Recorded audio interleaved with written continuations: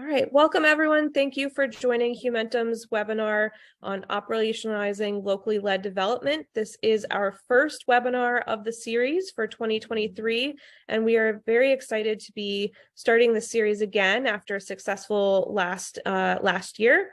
And we will be starting off on the topic of exploring equitable INGO partnership models. So we are really excited to have a great panel, which you'll be introduced to in a moment.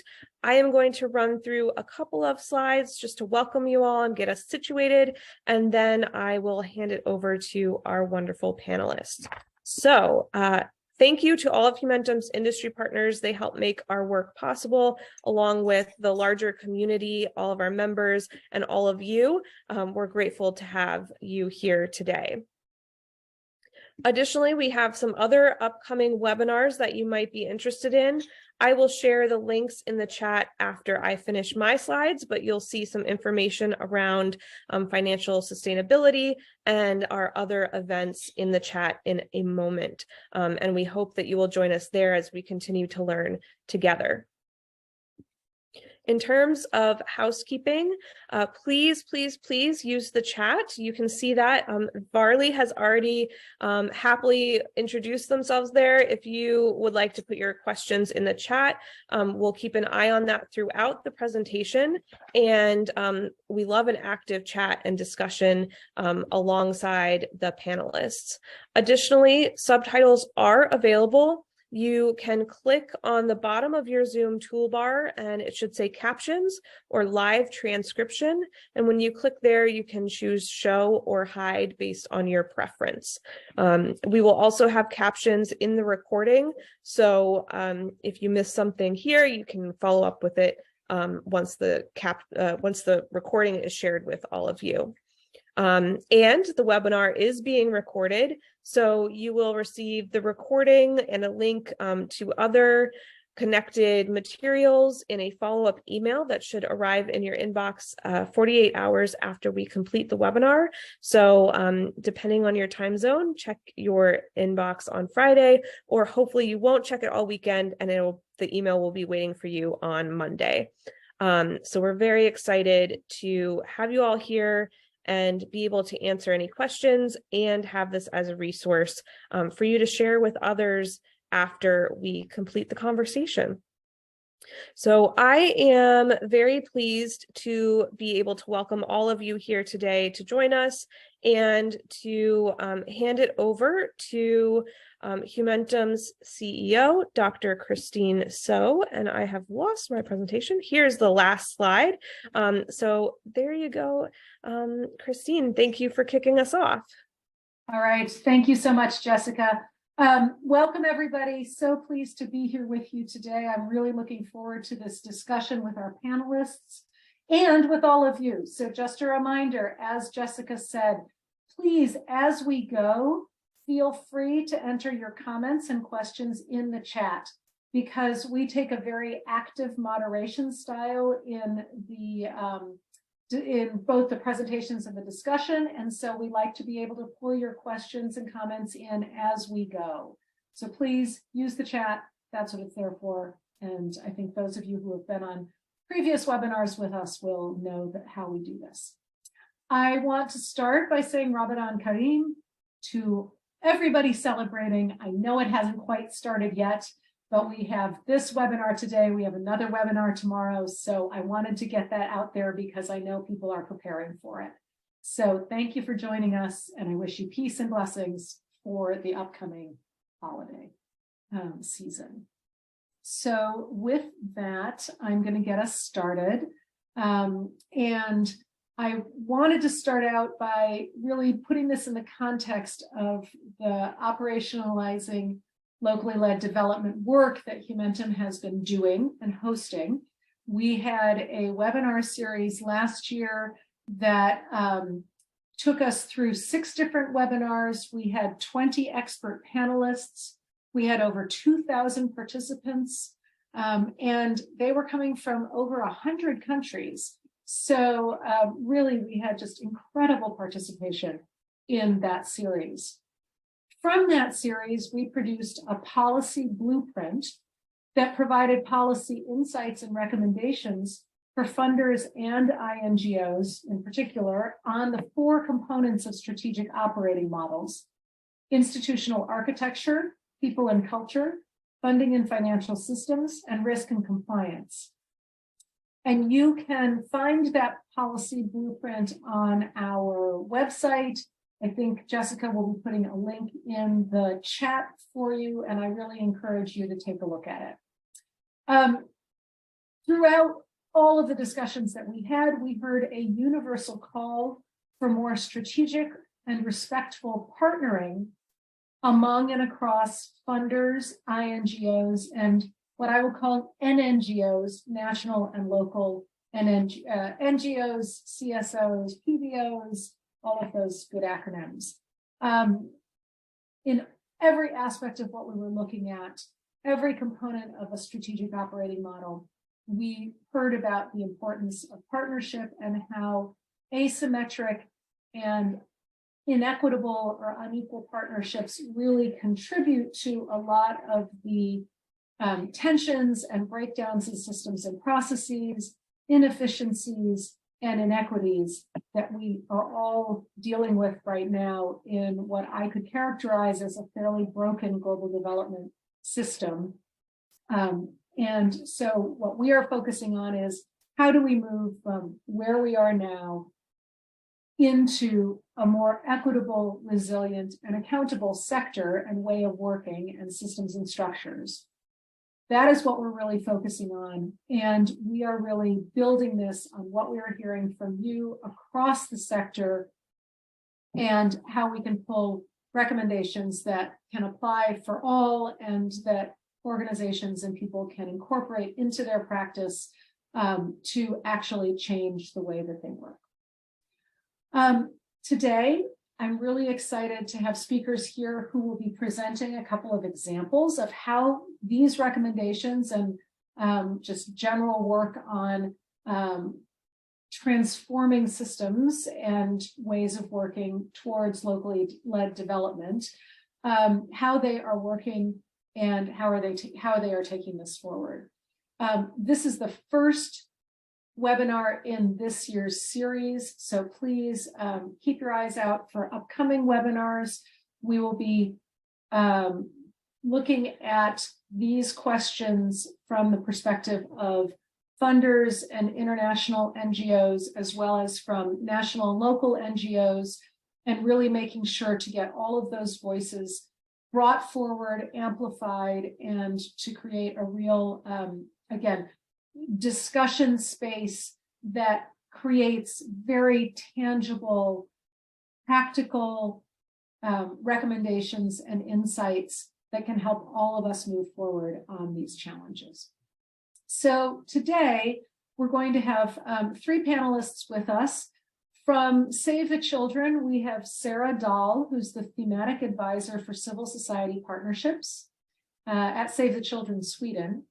And we have Ramat Ullah Buyan, who is the Regional Senior Civil Society Partnerships Advisor for Asia at Save the Children International. So they will be presenting together about the work that Save is doing in this area. And then we have Charles Kojo van Dijk, who's the head of the Capacity Development Unit at the West Africa Civil Society Institute, or WACSI. And Charles will be telling us about the work that RINGO, the RINGO initiative, is doing. And RINGO is hosted by WACSI. So with that, I am going to launch us onto the first presentation, which will be followed by a little bit of discussion specifically about it. Then we'll go to the second presentation, again, have a little bit of discussion specifically about it. And then we will have a group discussion.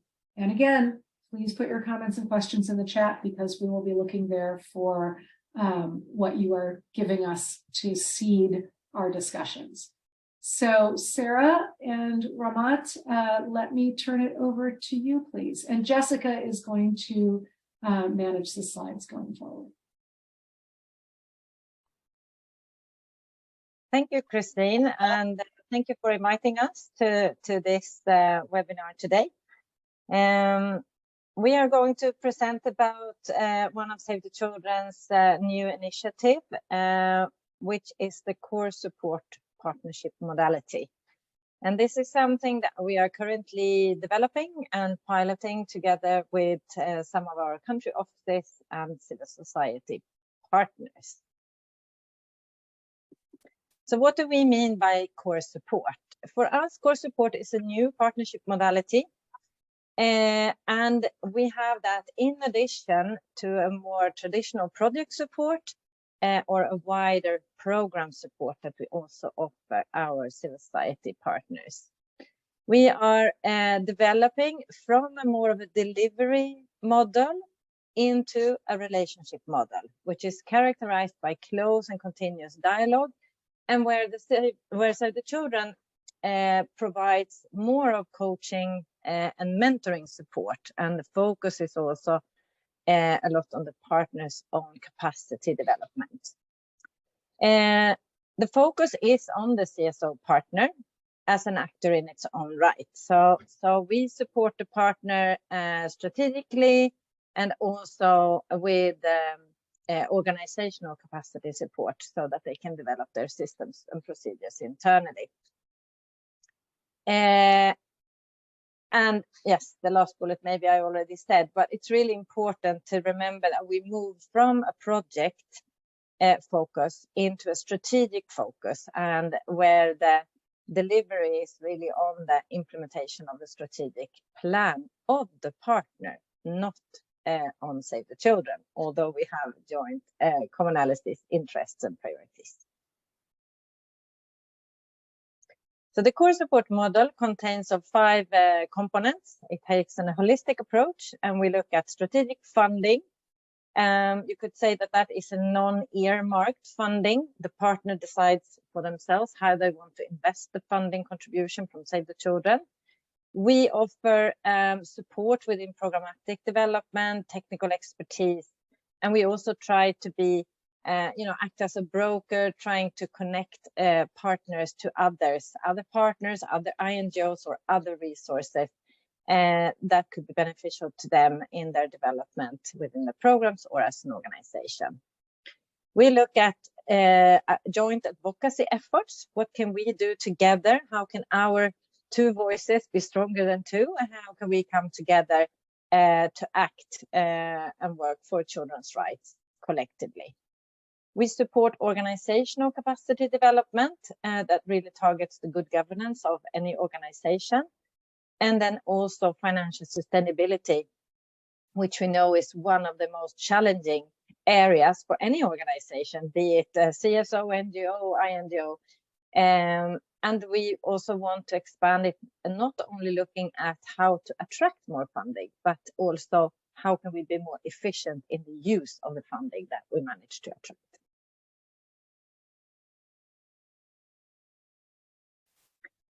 And this slide makes an attempt to show the difference, because sometimes I get the question, so what's really the difference between project and core support? And the dimensions talks more on the conceptual level, while here we try to distinguish more on the operational side. What is actually the difference? I will not read through all of it, but I will highlight a few things which I think can really show what I'm talking about. So in a traditional project agreement or a project setup, you would ask your partner to submit a project plan and a project budget. In a core support relationship, instead, to the agreement, we attach the strategic plan, which is then the scope of work of the partner, and then the partner's master budget.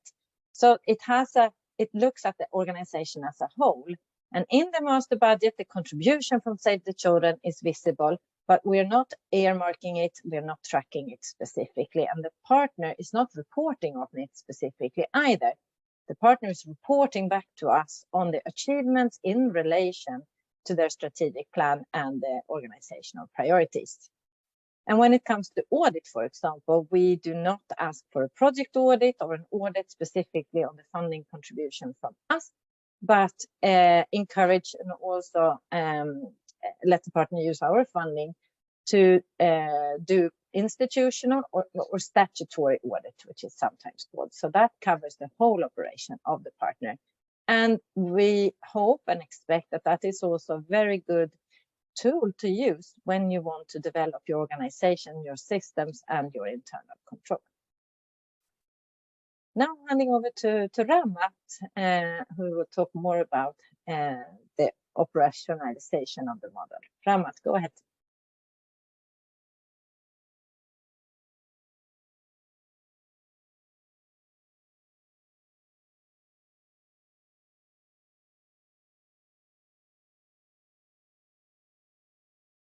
Ramatullah, it looks like you're still muted. If you can go ahead and unmute first.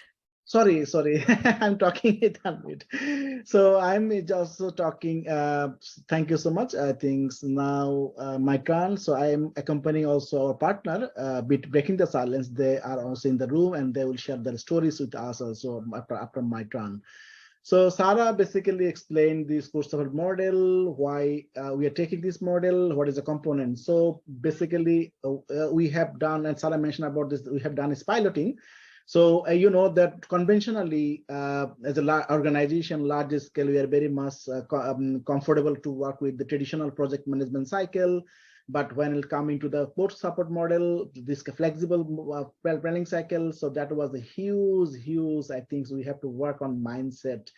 CI staffs, mostly we have to work with departments across the staff member and different cross-function departments. And so mindset is what is the model, why we are going to flexible funding, what is the strategy plan, what is the scope, what is the log frame, traditional log frame, like that. So it's a huge mindset. And except similar way in the partner lens also, mindset also big problem. So their partner also habituate also, for example, working in the very structured manner. So it's basically both, it is a shift to mindset is the big issues when we're trying to do piloting and also operationalization now. That was a big challenge with our CIF's partnership process and procedures. As you know that there are system processes, but it's also been more flexible that Sarah mentioned about the project to the core support. There is a huge transition and shifting and paradigm shift, I can say rather. So in that way, we have to develop, we have to adjust many policies, process, financial process, visit monitoring process, agreement process, payment process, everything. So that is another, I think, we have to start what a log on this. Then opportunity to for existing CSO partner. Basically, this is the basically our opportunity to work with for existing CSO partner. So basically, we those CSO partners coming from the right-based organizations coming, and you know that whole landscape is going to be changed, funding model, funding wise, so that we can support them. And basically, our objective is Sarah mentioned about the rights of children, defend as a human rights defender for children, so they can be a strong voice for us to this. So they can be, if we can support them, they will be stronger. Then our voice is amplifications and multiplication that way. And also similarly, initially partner wasn't understanding this model because it's new to a very new model for them. There is no structured loose model, this and that. So it's basically very, I think we have to take their buying and commitment in the process and it takes a long time. Maybe I think Jahid and Trim maybe can share some of their perspective also how they can take it that way. And particularly support preparation, the partner to enable shift to the core support. Basically, this is needed some preparation. So, for example, if you go into traditional model to the some new model, it's needed lots of preparations, and we have to support the partner in the preparation stage. And that is the reason I think we have done 2021 as a fast pilot year. Then it is not enough if we realize. Then we have done another year for piloting model. That is the pilot, extended pilot this year also. So support partner in terms of preparation process. So. That is the few initiatives we have taken in terms of operation as a core support model internally. Still, we are learning, we are progressing, we are also troubleshooting, but this is the few steps we have done over the time. Now I'm hand over to the Zahid. So Zahid, over to you. Thank you, Rahmat Bhai. We are working in Bangladesh as a civil society organization in all over the country with the support of Save the Children in some areas. I have some experience, particularly the court support model. Now we are working with Save the Children and the court support model actually. Firstly, Sarah and Rahmat already shared the issues. Now I am sharing the positive side of these partnering areas actually. In this court support model, actually partnership where the more focused areas is to strengthen the capacity of the organization, and where the main focus actually on the strategic plan. And now we are implementing the strategic plan, and based on this we have already developed a organization capacity development plan, which in these areas actually court support model fully supported us both implement our strategic plan as well as our organization capacity development plan. Actually, these support us for the breaking the silence. One is the strengthening the governance system of the organization as well as the capacity to fundraise and other areas also. I am sharing the another positive side of a court support model, particularly in Bangladesh. Actually, fund for CSOs is really decreasing day to day, but court support model, though their main focus is to strengthen the capacity of the organization, now we have formed a group for raising the fund in our organization, and Save the Children support us. Now, in last year, we successfully increased our organizational fund significantly actually. Another point I am sharing here actually, the the right-based organization, the core staff or senior staff always suffering the benefits like salaries and others, but court support model is the really flexible way to contribute those staffs who get the partial support from different projects. But court support model is really flexible to provide or overcome these gaps actually. This is really a great opportunity for breaking the silence. And another thing here I want to share actually the challenges part.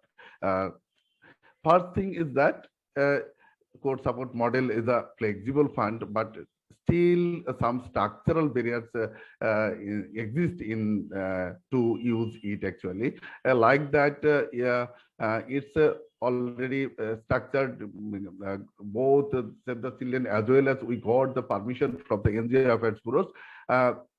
Other than we can't use this fund beyond the real-time problem-solving issues.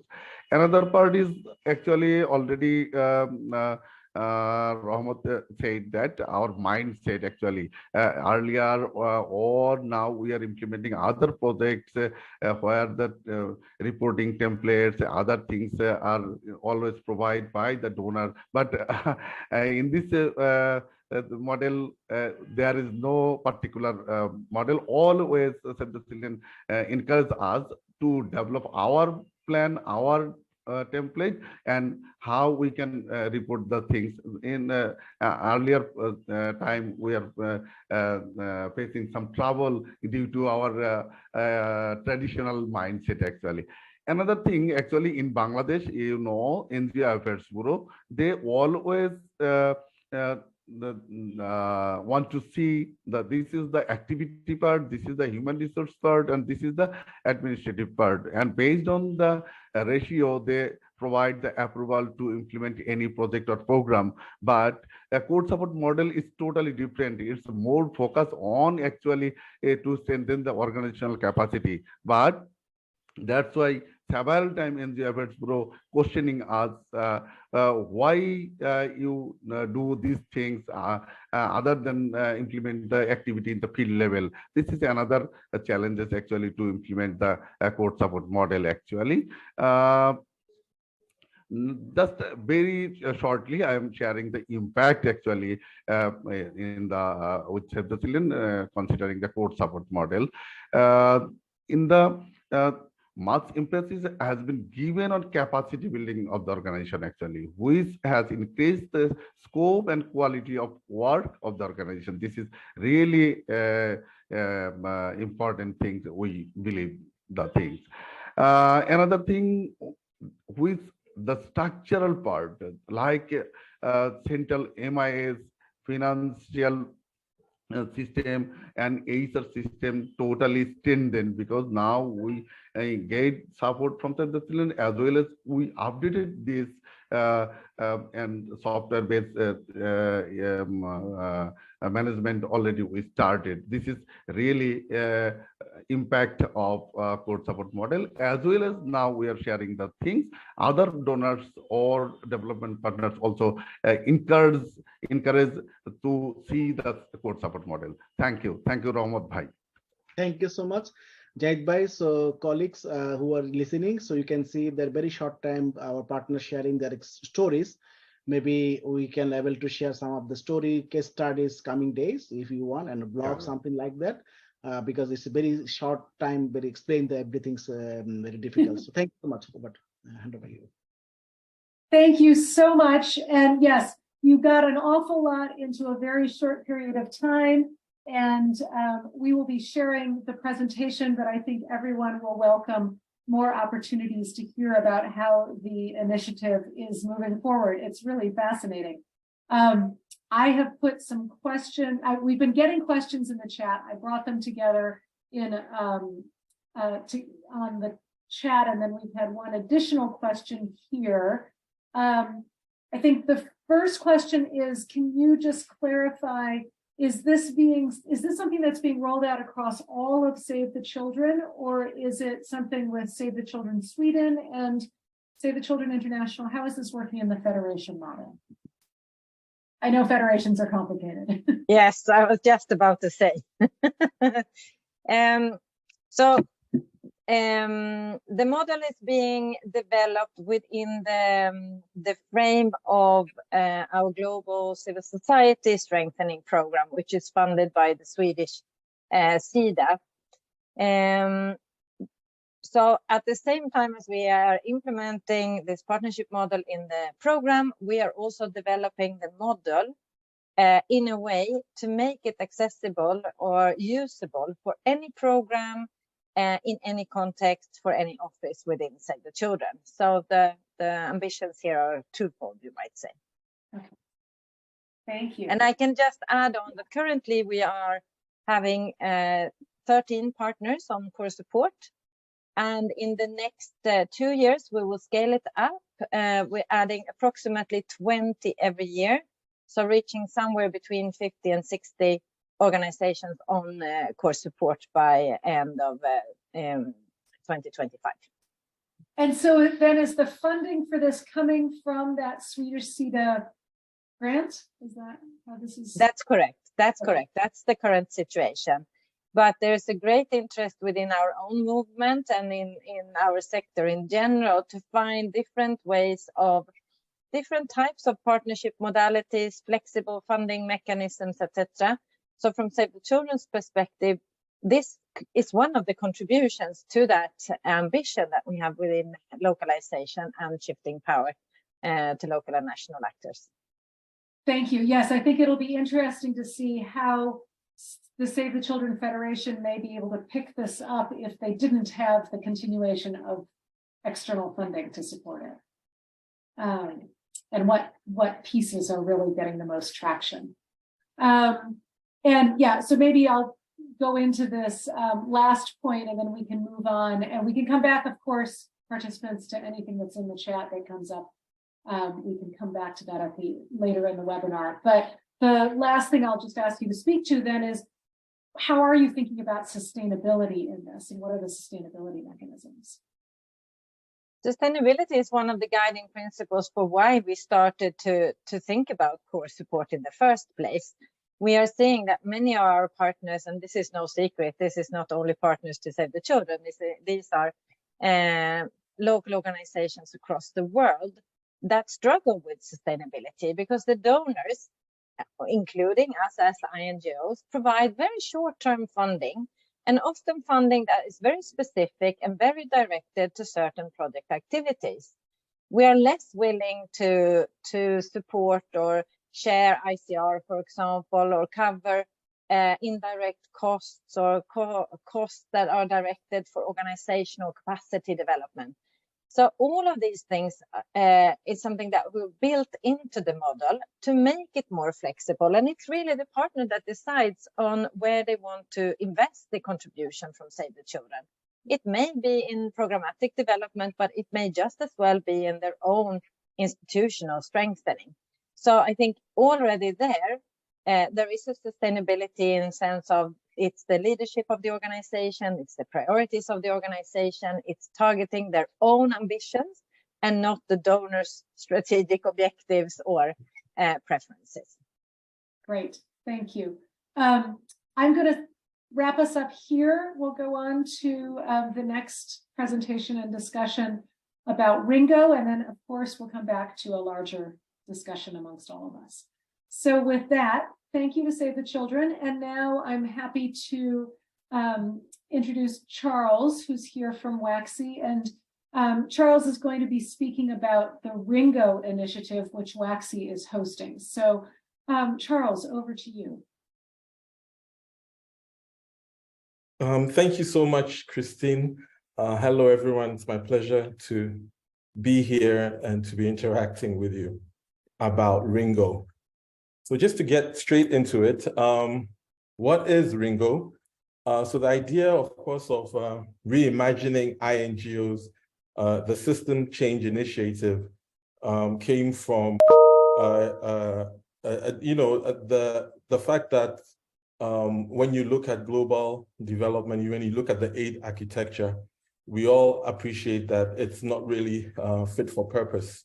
And that was seen in, especially during the COVID at times, in terms of the impact on the COVID on society, but also the Black Lives Matter movements, the localization movements, and all the other racial movements that were going on. So there was a need to really look at global civil society.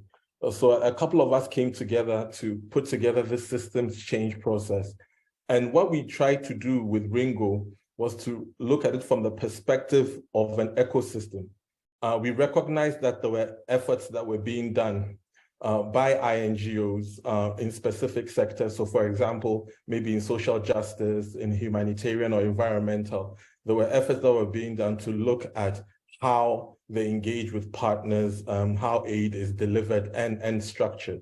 But we wanted to put together a more cross-cutting systems change process that focuses on shifting power to national and local civil society, and also creating a space for us to discuss candidly the issues of structural racism, the power asymmetry that we see between North and South, issues around gender, resourcing, and decolonizing.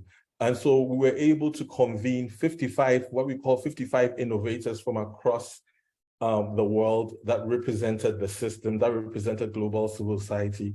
And so we had representatives from INGOs, we had representatives from local and national civil society, from funders, from academia, etc. And it was a really great balance of representation. And we also try to make sure that the process will not just be about a conversation, but it will produce something more concrete. And so one of the things that I'll be talking about is the prototypes or models that came out of this process. And so how did we start? What we did was we just didn't want to dive into the discussions and consultations and the design process. We started with a global survey.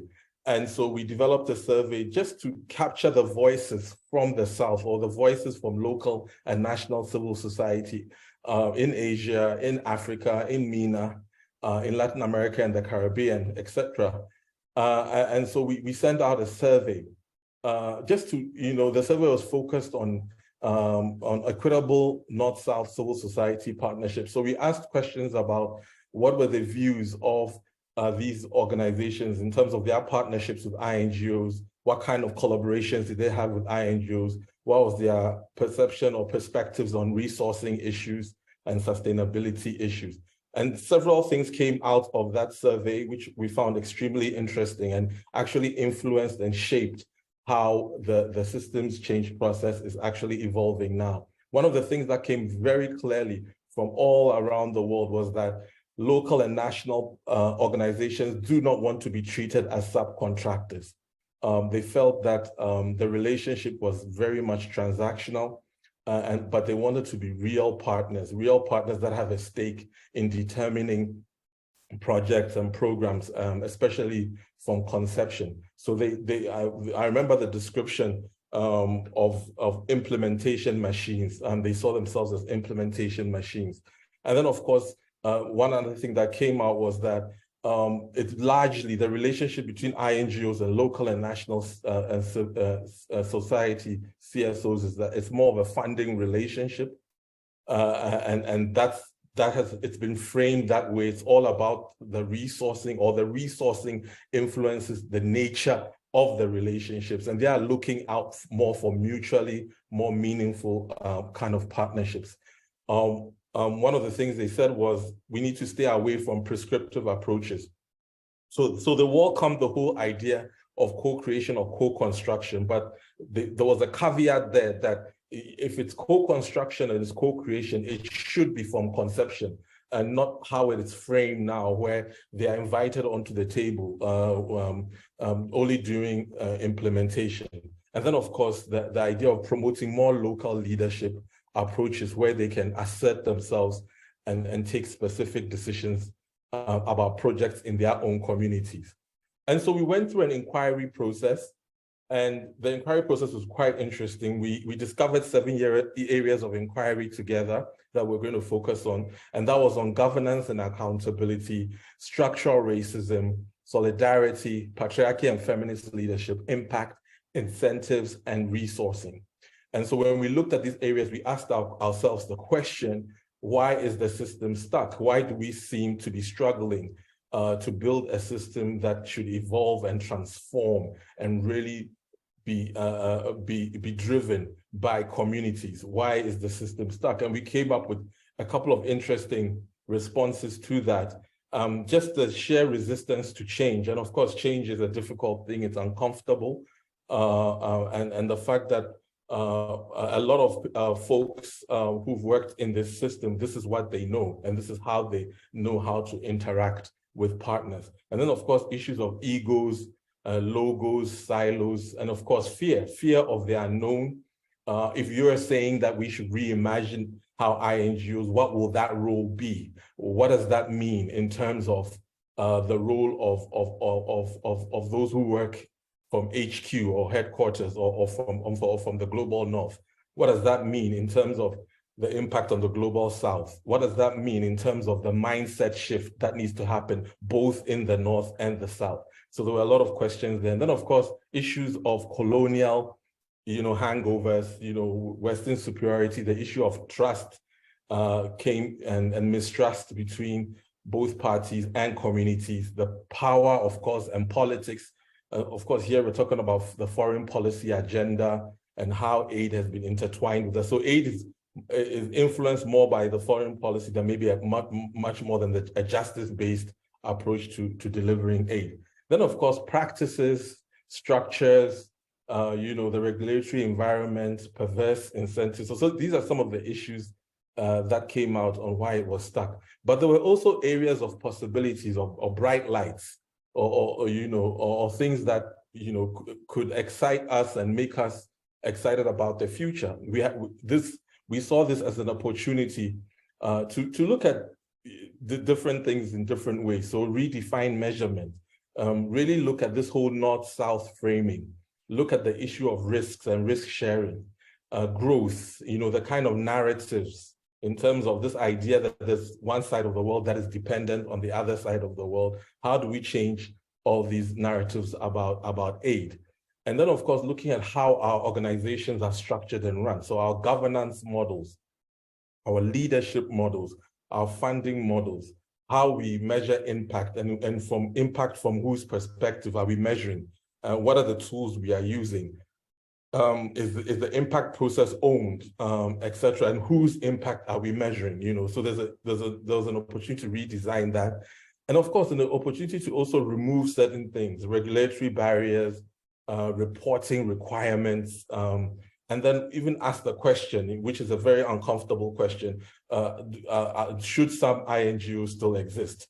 And then, of course, create new centers of knowledge, language, and innovation. And this is extremely important because there's a lot of indigenous knowledge and local knowledge about specific things, processes, about the way they measure impact, the way they communicate, the way they govern, that is not really documented or mainstreamed.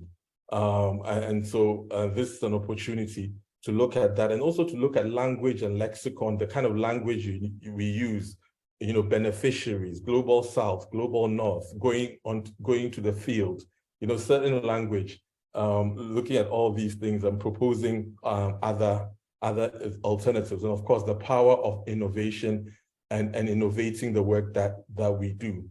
And so we as we went through this process, then we were able to come together and develop some prototypes. So in the prototype process, there were certain idea carriers or people who came up with these ideas. And so we had several prototypes. I won't go through all the prototypes, but I'll just focus on 2 of them. But I know that you may know some of these prototypes, like the Pledge for Change. And then there's one that we're working on, hosted by WACSI, the Decolonizing Advisory Community. There's another prototype that is being hosted by the International Civil Society Center on Risk Sharing and Compliance Management. There's a prototype being hosted by the Ugandan NGO Forum on Language and Communication. And then there's one on alternative solidarity model, where we were discussing this whole idea of reverse calls for proposals, and then an untying aid prototype. So there's several prototypes that responded to the various areas of inquiry. And so just to share the risk sharing and compliance management, what the whole idea was, and I think you may find this quite interesting. I think with this prototype, our colleagues were trying to find a space, and they called it a space to have brave conversations between donors, INGO intermediaries, and local NGOs to really co-construct or co-create partnerships where risk is shared, to really have this conversation about risk sharing and the burden. And it was really tough for them to really find some organizations or who wanted to test this idea. And I think what they found out was that generally a lot of us were very reluctant to talk openly about risk, because risk is so much embedded into the work that we do, and issues of compliance can be quite sensitive. And it's also because we've built relationships based on these models for so many years. And so there was a fear of jeopardizing those kind of relationships. However, there was a brave encounter that actually took place in the Philippines. They had this facilitated discussion, and it was hosted by the Center for Disaster Preparedness in the Philippines, where they started to unpack this whole idea of risk sharing and compliance, the alternative ways of doing this. And the conversation is still going on. The ICSE has proposed to host this and embed this. And so this work is still going on. So one of the things they've asked me to do is to basically ask all of you, a certain call to action, if you know any organization or network that could provide a testing ground for more of these brave encounters. Then there's the Decolonizing Advisory Community, and this is being hosted by the organization which I work for, and that's WACSI. And what we're trying to do with this community is basically provide a space, and it's going to be an online community where there will be service users, service providers, and basically a space for organizations and institutions to really tap into the resource that's available to help them to decolonize their practices, their structures, their systems. So it's going to be an online community.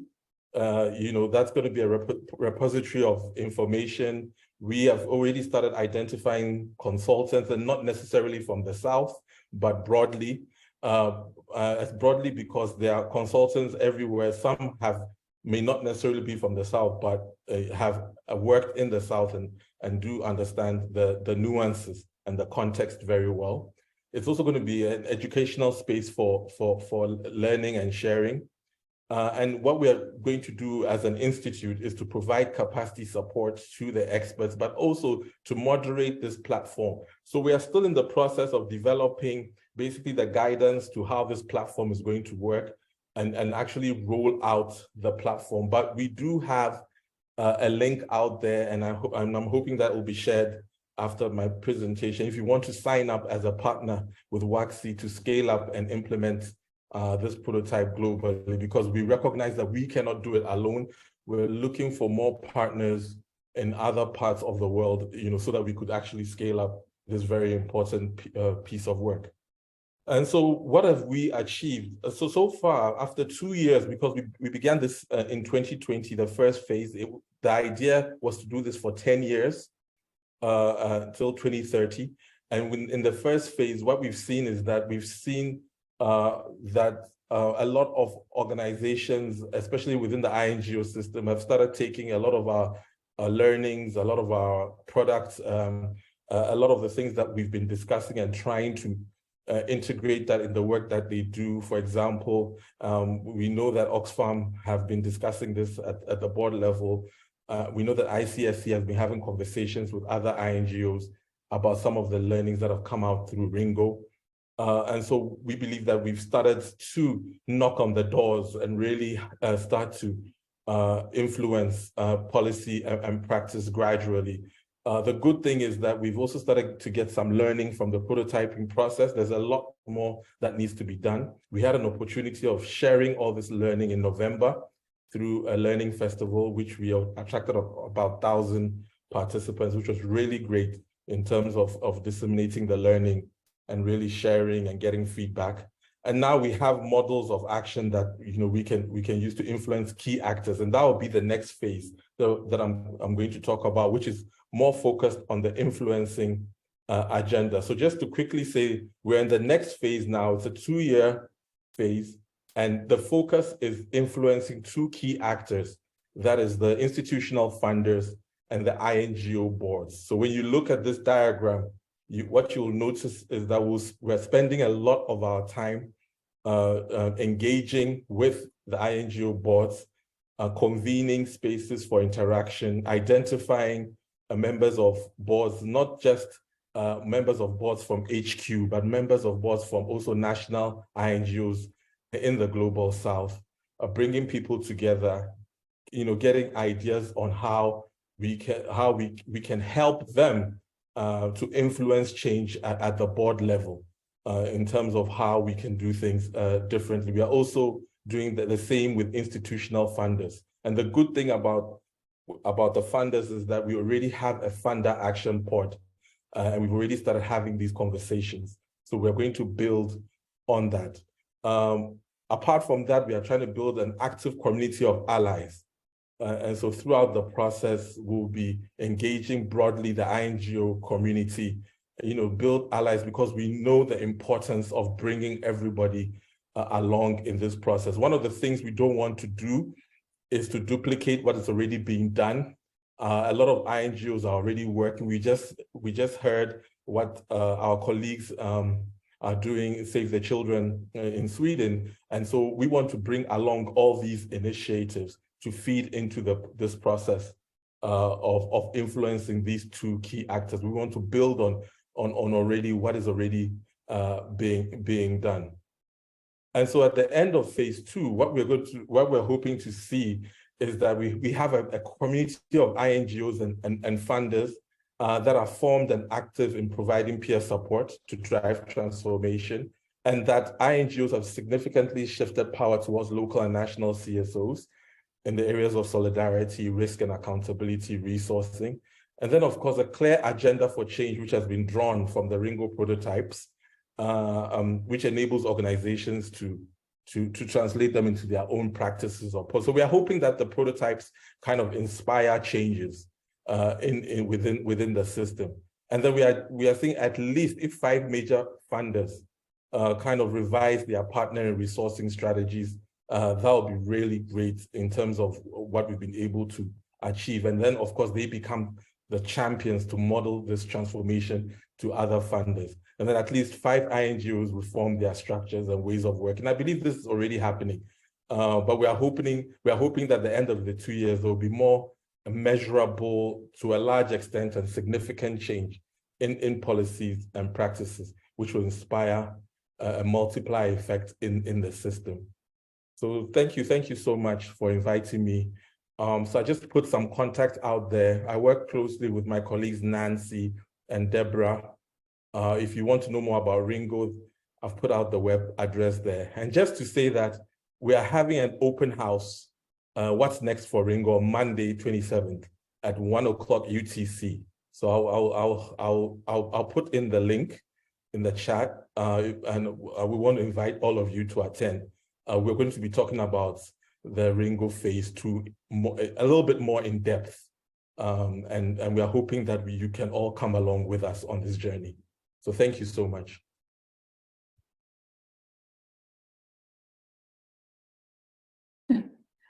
Thank you, Charles. Thank you so much for this presentation and for all of your commentary. This is really interesting, and I think everybody is looking forward to learning more. I also want to just congratulate you on having those calls to action as part of the presentation. I think we all need more calls to action in what we're discussing and when we meet, so that we know how to take things forward and we have immediate ways to actually execute action on some of the thinking and talking that we're doing. I really was interested and intrigued around the redefine, redesign, remove, and create new. Again, I think that's very just practical and applicable, and gives us a way to know how to move forward. And so that was particularly useful for me, I think. This really, the thinking that you all have been doing has really informed a lot of the positioning that Humentum's been doing in going into our policy blueprint and thinking about the more kind of applied operational obstacles. And so I wanted to underscore how I think these things that we're working on are complementary and really reinforce one another. And that's exciting.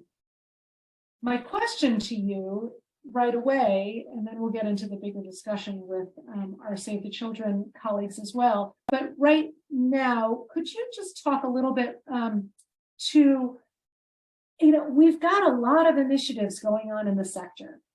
And one of our participants in the chat said, Charter for Change, how is this different or the same as Charter for Change? How are you coordinating and information sharing? How do we avoid initiative burnout? So could you speak to that a little bit? That's a very, very good question. Very, very good one. So yes, the Pledge for Change, actually, we are working very closely with them. They are one of the prototypes that we supported, but it's been led by Adesso and our colleagues from the NIA network. Very important piece of work. And so the work that we are doing, we're trying to make sure that we don't duplicate, which is something that we've been doing for so many years and it's just not working. So what we are going to do is complement that work. We're trying very hard in the way we're going to approach this work to bring all these pieces together. And so we are going out there to really talk to everyone that's working on these initiatives that are quite similar, to tap into what they're already doing and bringing them along in this process. So we don't see this as an isolated process. So I love the word that you used there, Christine, complementary. We see what we're doing as more of catalyzing what is already existing and just giving it an extra push. And I think that's extremely important at this time, the power of collaboration. And that is that's one of our values. If you look at how RINGO has been able to grow or evolve, we've always emphasized on collaborating, and it's been extremely helpful. So we are working closely with them.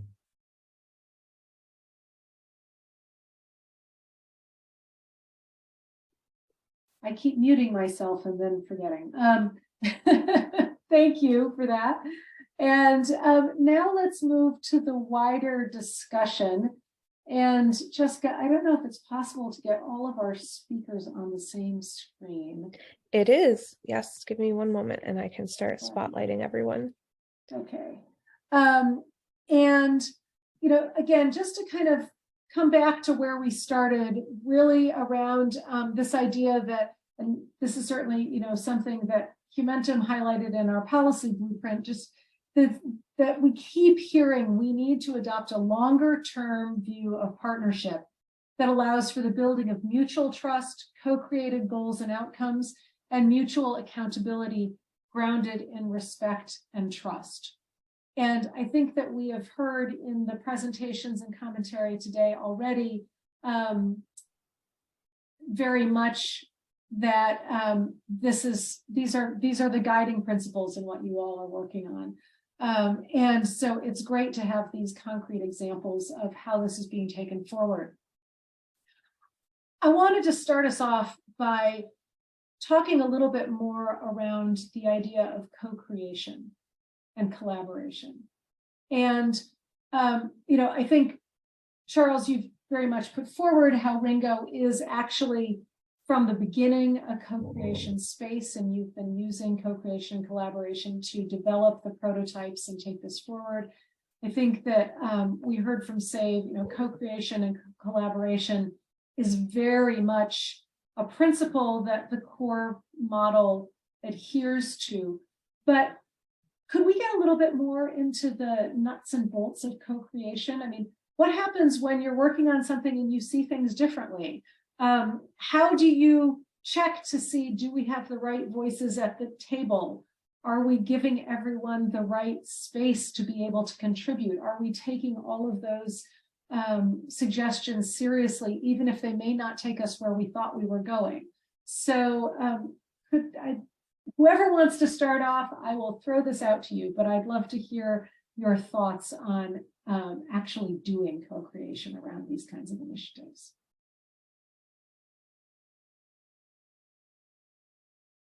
Okay, I'm going to pick. Charles, why don't you start us off? Okay. I was looking forward to hearing from Sarah. Okay. or Ramat. Okay. So I think let me put it this way. I think co-creation is a beautiful term. It's become very popular. I think its intent is amazing in terms of that. It's just about meaningful participation. That's how I see co-creation. There's been a lot of participation, but if you look at it deeply, many of it is more of people feeling that they're being placated. So, for example, if you look at the typical relationship between INGOs and local CSOs, usually the framework is already determined. The program is already determined from HQ, and then the calls are sent, or the approaches are made to local CSOs. So the CSOs have always been seen as subcontractors or implementers. And yes, and they've never actually had the opportunity to participate in the conceptualizing the idea itself and really being part of that active process of determining whether this idea itself will fit in my environment, will fit in my community, and will actually work. And I think that's the whole spirit of co-creation. To a large extent, a lot of people have tried over the years now to try to make those shifts, to make it more participatory, but there's still a long way to go. And it came out in the research in terms of co-creation from conception. That is where the challenge is, in terms of inviting the right audience at the table at the beginning when an idea is being conceptualized, to actually influence that idea from the initial policy phase. That is where the challenge has been, and it's still quite challenging. But one of the things that I loved about the survey was every national local CSO that responded to that survey said, and they were very categoric, that they were tired of being used as subcontractors. And I think we need to listen to this in terms of how then we develop partnerships. So I think Chris, I can jump in with Charles. So I totally agree with Charles. Co-creation is basically a buzzword sometimes, because in the name of the co-creation, because of we have still now the lock frame, very structured process, we'll follow them. Okay, you have to go this frame, this frame, this is co-creation, very structured manner co-creation that way. So one of the example I want to share, we have done last year as a pulse survey among the globally in all partner, and all partners says and it hate us in terms of the co-creation. So they say it's basically not good at all on this. That is the very evidence gave us the existing partner we have across the movement. They are not liking us the way we are doing the co-creation. That is the one. Second things, now we are talking about CEDA program, and you've seen that the sports support program. So I can give you not only the course support example, another example. So 2022, we have started a program, and so-called our partners said that is not fully meaningful participation. This as their opinion. We listen them. Now this year, now we are talking with them, revise, readjust, adapt, modify, whatever as your own way. So that means you are giving a space. If take some time as your own way, if redefine your scope, redefine your budget, redefine your ways of working. So this kind of participation, are you giving to space or not? So if you are not this space, that is the, I think, problem. So sometimes it's problem to the funding model. So because most of the INGO work in the funding model. So sometimes also is also our we have to educate our back donor.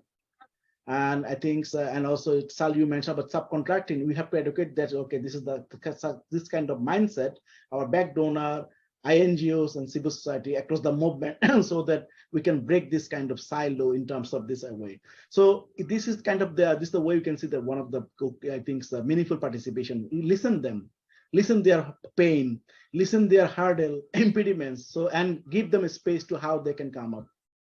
So that is my perspective. And similarly, I think we are, as an organization, we're listening, these kind of things are happening. So small scale, and that everybody need to educate it. It's not only the CSOs or INGO, donor also need to educate it on this process.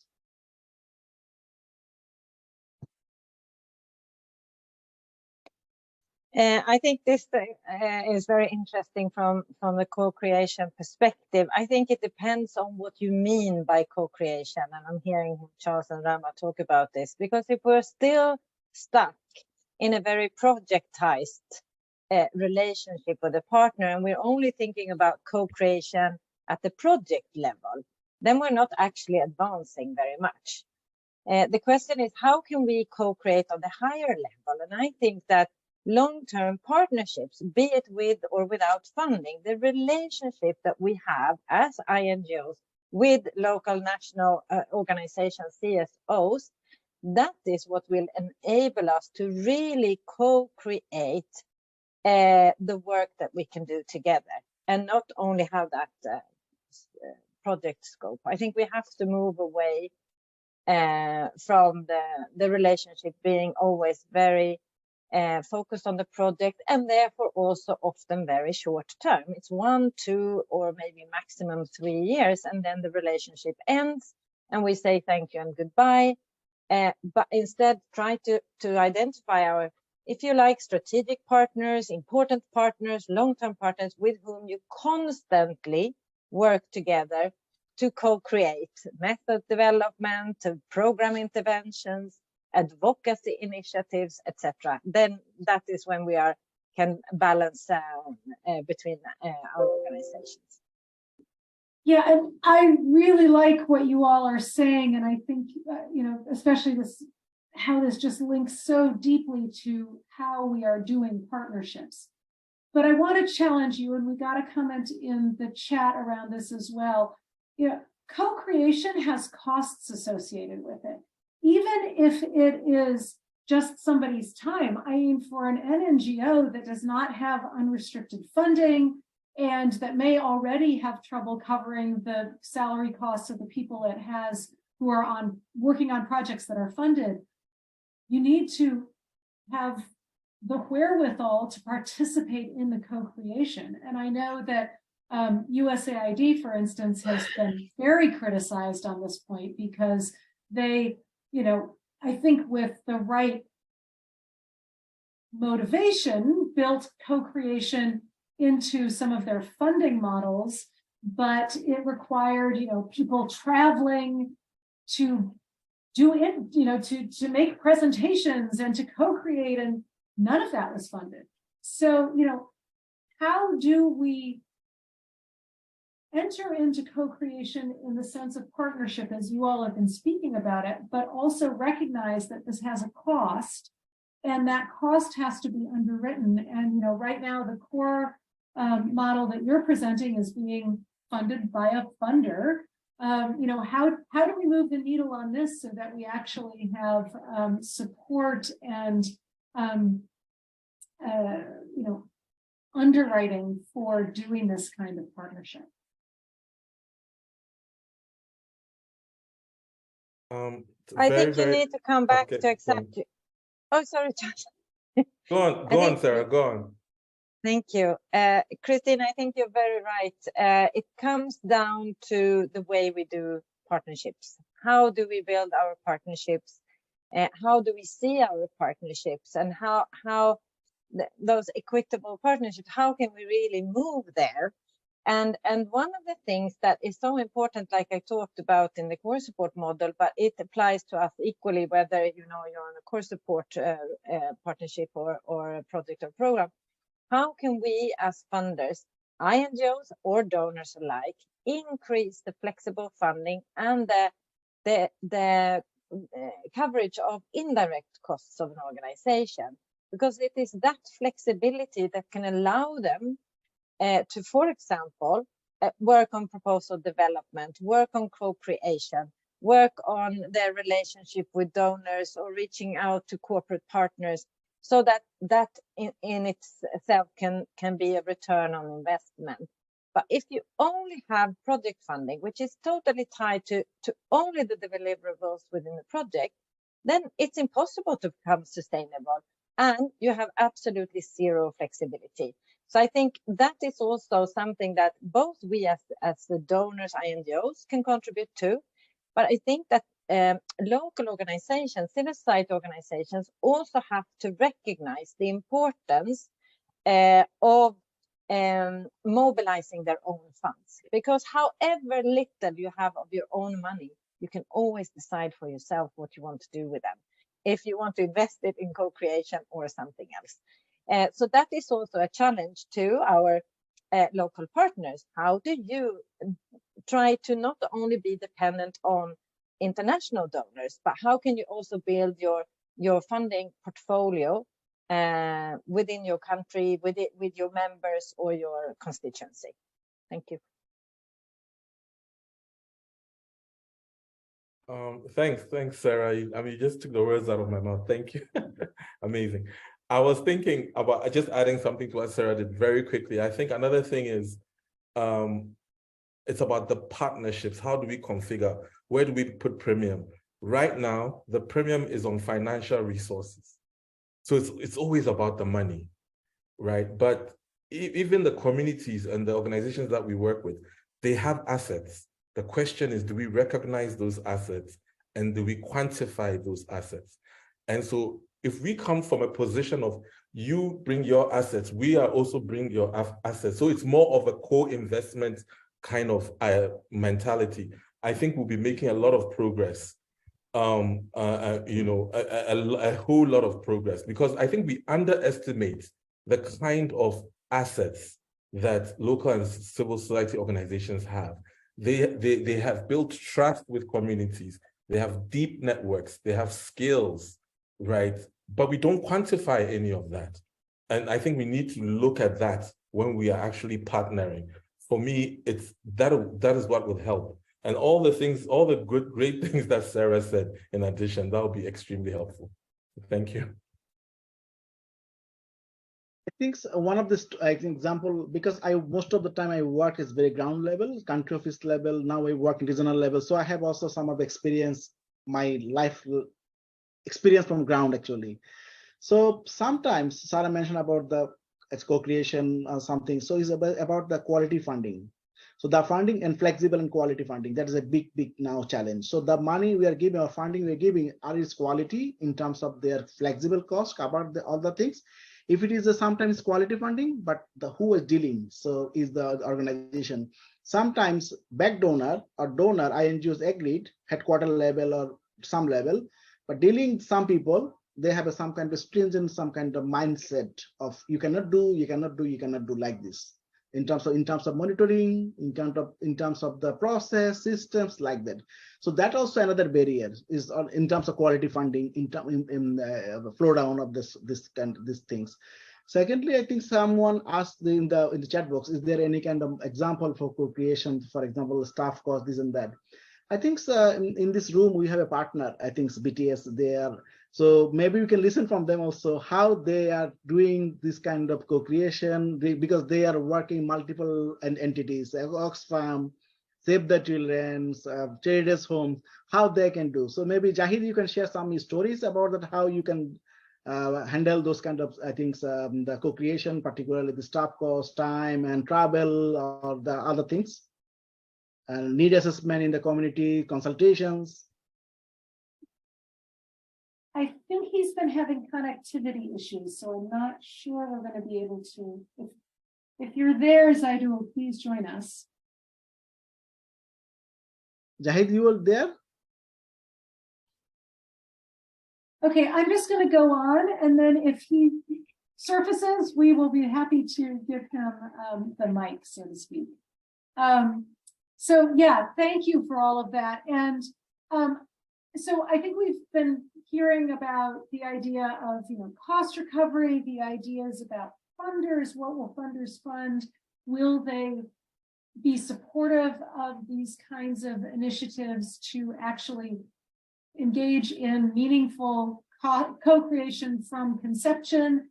Will funders provide funds that can be used in unrestricted ways?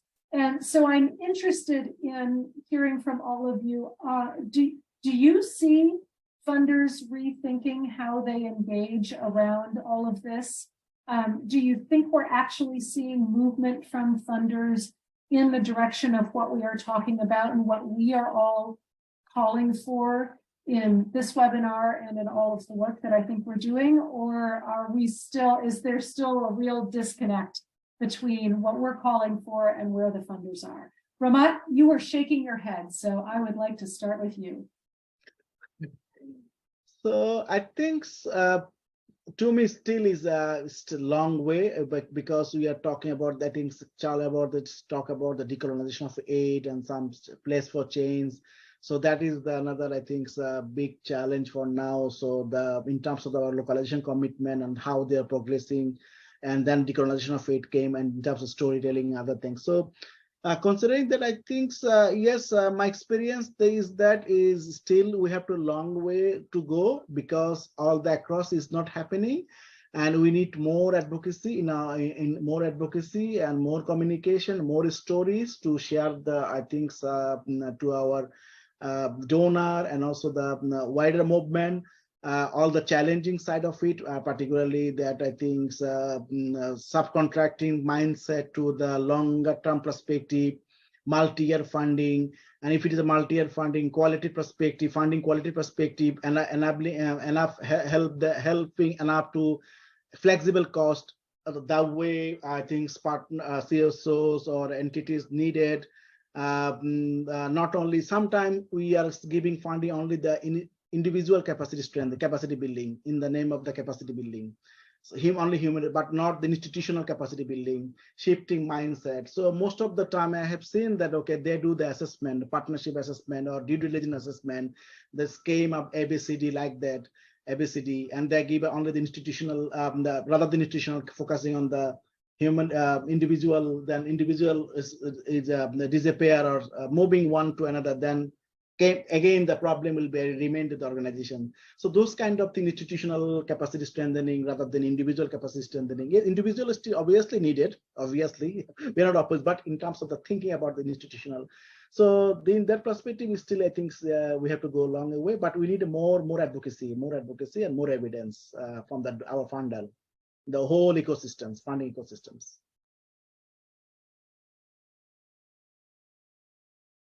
I can see Jahid is back now. Ah, okay. Well, why don't, Ramat, can you frame a question to him? Yeah. From him, or, yeah, go ahead, Zagu. Sorry. I was in connectivity trouble actually. Already some issues already Ramat Bhai shared here. Actually, first thing is that actually if we don't get the opportunity to plan for ourselves, actually considering our need and considering the organization perspective as well as the how they are involved with us actually, because first the organization work for the community, so need to hear the voice of the community. That is important for the developing the program actually. So in this model now we are trying to fully use the voice of the community for strengthening both our program as well as our organization strength. This is one important thing. Another thing we already earlier mentioned actually. Now this is somehow strengthen us to show our necessity as well as our desire to other development partners as well as bank donors also, because now we are prepared. We developed our organization development plan, but we know here code support model inspired us to support this model, but not fully equipped to implement the total organization development plan. But this strengthens us to place this plan with other development partners actually, and also now we're trying to link with others, and also here we all mention one example. Like Breaking the Silence, the right-based organization have no direct income or income generating opportunities actually, but when we most of the time actually we get the fund from the partners, development partners or donors, after starting the project 2 or 3 months. But during this period, we have no opportunities to minimize the administrative cost, salaries of the key staff. That time actually have no fund available. But now this opportunities we shown to Oxfam also, and Oxfam agreed with Breaking the Silence, considering our code support model. They give us the flexible fund, and they provide the unconditional amount for organization to manage the crisis period of the organization.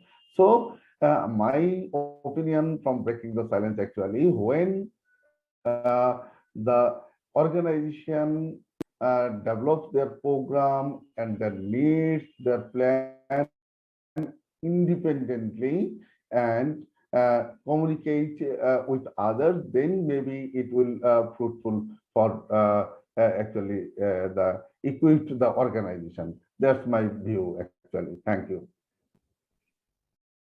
Wonderful. Thank you so much. I'm so glad that we were able to get you back into the discussion. I am just aware of the time. We have 10 more minutes for this webinar. It has flown by.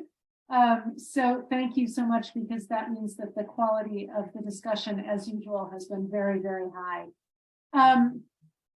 I do want to ask a question of Sarah. You put in the chat that Save the Children's localization policy, we have the ambition to always provide 7% indirect cost recovery and 3% for organizational institutional capacity strengthening. Now, the 3% for capacity strengthening, I think, is something that we wish we saw more frequently. That is something that lots of us are calling for, and so kudos to Save the Children for already including that. I want to just check on the 7% indirect cost recovery. is that in addition to direct coverage for all related project costs or partnership costs? What is that 7% for? Because in one way you could say that's very low, but if you're covering it elsewhere, that may be adequate or quite good, but it depends on how you're structuring that coverage. Quick question for you. Absolutely. Can I just say that this is our ambition at the minimum side. So if the donor allows for anything higher, then of course we will also go higher. In the case of the CSO program, we have, but that is also because it's designed that way. It has a strong focus on organizational capacity development.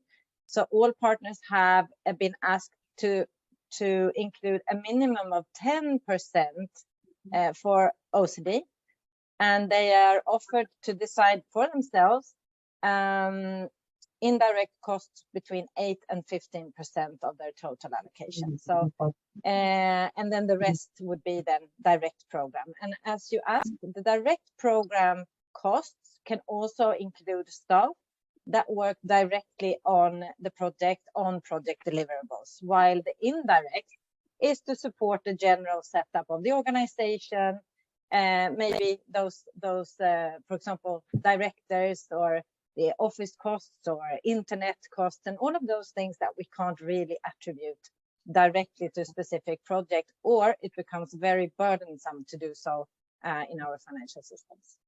Okay, thank you. And I just want to also acknowledge we had somebody in the chat who made the point of getting INGOs to sign on to passing down whatever indirect cost recovery rate they are getting of coverage from funders, passing that same rate on to their partners in execution. So just more things to think about.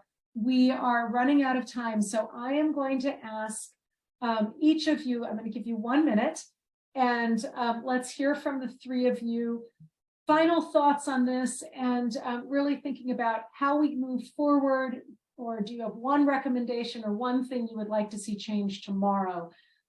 Please let us know. So let me start with Ramat, and then Sarah, and then Charles, and then we're going to wrap this up. Ramat. So my perspective is basically is need a penetration both sides. So we are oftenly blame the funder, they're not giving, but also the from ground level also need to create the demand.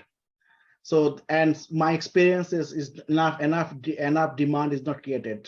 So maybe we have all of the methodology, but it's not happen. ICR 7% cost, the indirect cost not be given, but we have to penetrate it.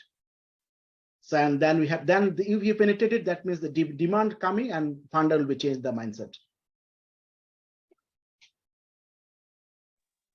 I would like us as INGOs, but also our donors, to start thinking about how we can support local and national actors, civil society organizations in their own right, meaning that we are a facilitator, a supporter of them implementing their strategic ambitions and visions and missions as an organization, and move away from being focused on our strategic plan and looking for those, what did you call them, Charles? The implementing machines that can fulfill all our dreams and visions and missions.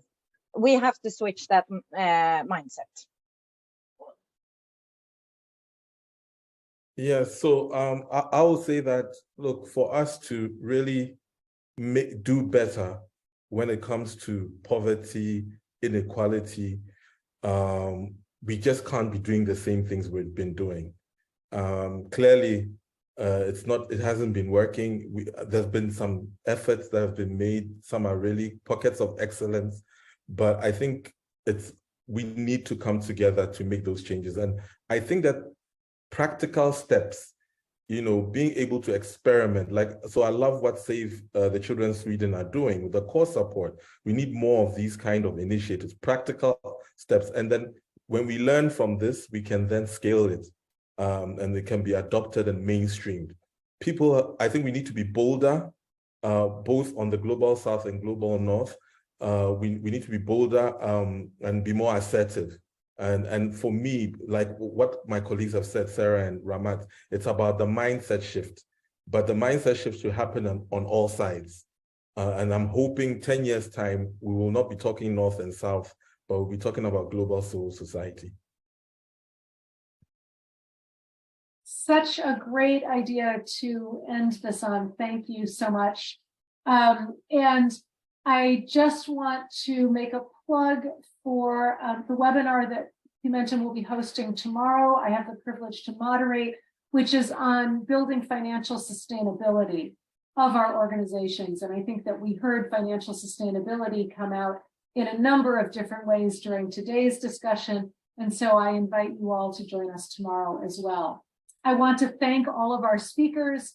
The work you're doing is incredible. And I think this is the kind of webinar where I leave feeling really hopeful, because we see that we are actually, something that Humentum has really been promoting is the idea that sometimes this all seems insurmountable. Think about what is within your own locus of control and do the things that you can control, because that is what creates a movement. The movement gets traction, the funders start to budge, and we can break out of this unproductive paradigm that we've been working in. So with that, I really want to thank you. I'm going to hand it back to Jessica, who's just going to give us a few final comments and send us off into our respective days. Jessica. Yes, thank you, Christine, and thank you to everyone who joined us and all the panel for sharing your time and your experience and your thoughts with us. And thank you all the attendees who joined us. As I said at the very beginning, you will receive a follow-up email that will include a link to the recording as well as some follow-up materials, including the slides. And we've just dropped as well the links to the upcoming webinars that Christine mentioned. So you can see those in the chat, and then we will also have those in the follow-up email too. If you have any questions for us or for the panelists, you can send them in reply to that follow-up email, and we'll make sure that they get to the right person. And we look forward to continuing this conversation and seeing all of you participate and ask good and hard questions and keep us thinking. So thank you everyone for joining, and we will see you at our next event. Thank you, everyone. Thanks for having us, and thank you for all your lovely questions. Thank you so much. Bye-bye. Thank you, everybody.